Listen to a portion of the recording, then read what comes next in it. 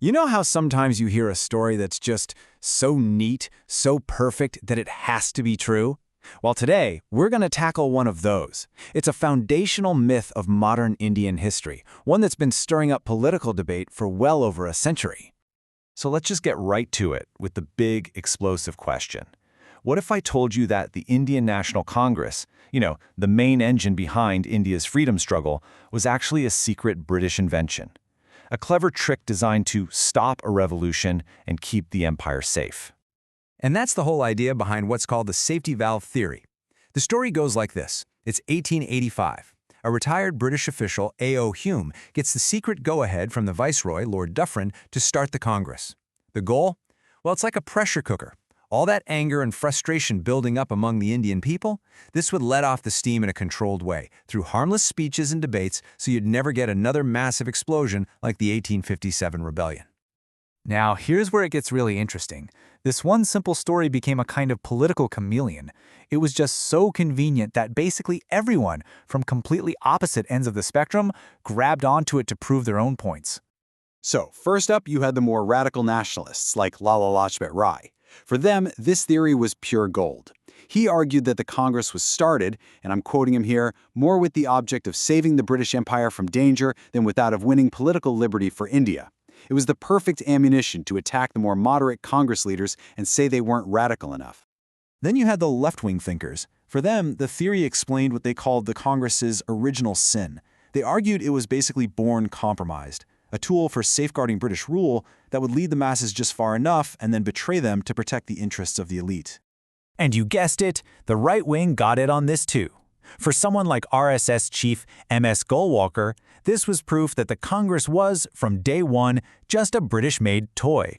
A trick designed to, as he put it, lull the awakening giant into slumber and stop a real, authentic national spirit from ever taking hold. So wait a minute. You've got the left, the right, and the radical nationalists all pointing to the same conspiracy. You've got to be asking, what was their proof? What was this evidence that had everyone so convinced? Well, for decades, the entire case rested on a set of mysterious, secret volumes. Yep, the whole thing hinges on these 7 secret volumes. The story is that A.O. Hume, the British guy who founded Congress, saw them way back in 1878, and what he said was, inside was explosive. According to Hume himself, these books contained reports from over 30,000 different sources. 30,000! And they all painted this terrifying picture of a country on the brink. People were so desperate, he said, that their only option was something, and something meant violence. Basically, a massive rebellion was about to kick off. So for years, everyone just assumed these had to be, top secret government files, police reports, intelligence briefings. It made perfect sense, right? Hume was a high-ranking insider. This was the smoking gun. This was proof of the conspiracy. But, and this is a big but, what happens when you actually go looking for that smoking gun? Well, when later historians decided to stop just repeating the story and actually investigate, the whole thing started to fall apart. So let's put on our detective hats and see where the trail leads. Okay, so we can break down how this whole case collapses into 3 pretty simple steps. We're going to look at the flawed logic, the flawed source, and, well, the flawed reality of the whole thing. First off, let's just use some common sense. Hume worked in the Revenue Department. Why on earth would the Home Department give him their most secret police files? It just doesn't add up. And where did these 30,000 secret reporters even come from in the 1870s? But here's the real kicker. If you discover in 1878 that a massive violent revolution is about to happen, why would you wait 7 years until 1885 to create your safety valve? If your house is on fire, you don't wait 7 years to call for help. Okay, so the logic is shaky. Step 2. What was the source, really? When historians actually went back and read the original biography of Hume, where this whole story came from, they found something wild. The book never says they were police reports. It says the information came from religious gurus who were getting it from their thousands of followers. So wait, not secret agents, but religious gurus? That's a totally different story. But hold on, because the story is about to get even weirder. We need to talk about who these gurus actually were. Yeah, they weren't just, local holy men. We're talking about a secret brotherhood of Mahatmas, supposedly living in Tibet, who had occult powers. We're talking telepathy, clairvoyance, the whole deal. And how did Hume talk to them?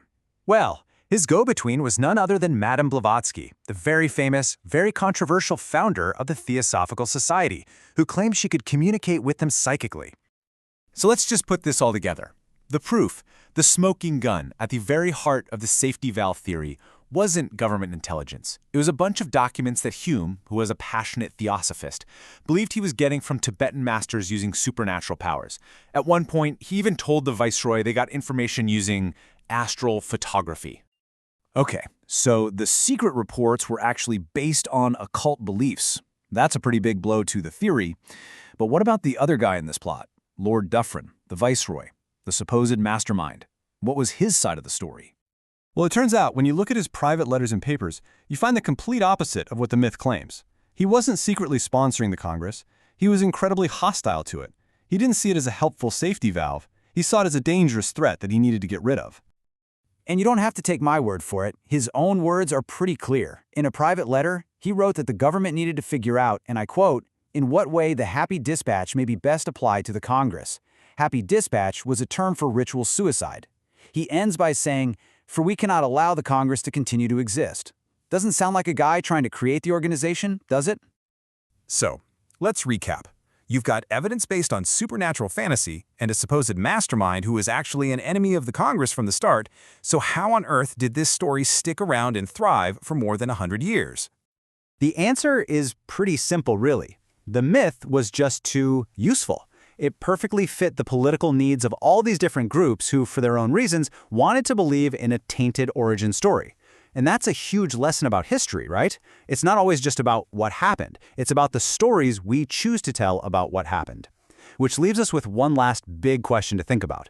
What accepted facts of our own time might future generations look back on as nothing more than tomorrow's great myths?